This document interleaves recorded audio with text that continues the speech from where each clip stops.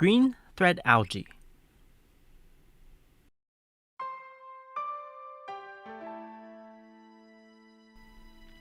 Welcome everyone, it's Ray from RW Aquarium Pages, capturing my journey in planted aquariums, shrimp tanks, and everything in between.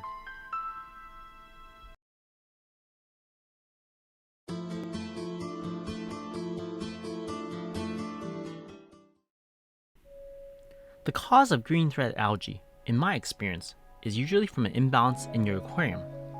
It can be the CO2, the nutrients, or in my case, the light intensity being way too high.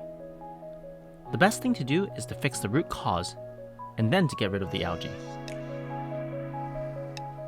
In planted aquariums, you can use fish like silver flying foxes, black molly, American flagfish. They'll eat and take care of the thread algae easily. Unfortunately, silver flying foxes do get aggressive and large for a shrimp-only planted aquarium. I personally don't recommend fish in shrimp tanks because if it fits in their mouths, it'll be lunch. So what are some of the best ways to remove the green thread algae? First of all, you have to dim your lights. That's probably the root cause in my issue. Secondly, manually remove them. Pull as much as you can with your hands or use tweezers and twirl them up and pull them out. It's a pretty fun thing to do. I wouldn't go into hydrogen peroxide spot treating as that's not favorable to shrimp. But spot treating with hydrogen peroxide will kill the green thread algae and the dead ones will be eaten by the shrimp, or you can manually remove them. Here's my pro tip. I recommend using red ram's horn snail. I'll show you my pure redline shrimp tank. I blasted the light way too much and the green thread algae is forming. It's pretty ugly. I added 20 red ram's horn snail from my other tank.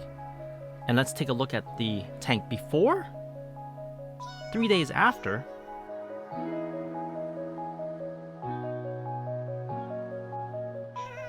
and 5 days after.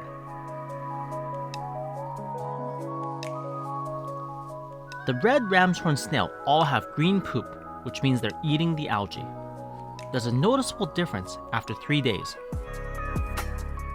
After 5 days, it's about 80% gone. I'd imagine in a few more days, it should be pretty clear. I highly recommend red ram's horn snails as they don't bother your shrimp, but they do go after the shrimp food. They multiply at a relatively decent rate, but if you overfeed your tank, they can get out of hand. So here's a fun fact. Their poop contains good bacteria that shrimp actually nibble on. Yum yum in their tum-tum. Have you considered using red ram's horn snails in your planted shrimp aquariums? I have them in all my aquariums. I love sharing my experiences, success and failures with everyone, and capturing my journey in planted shrimp tanks. Stay tuned for more informative video.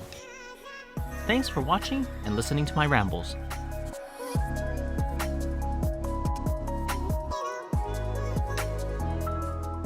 Thanks for watching!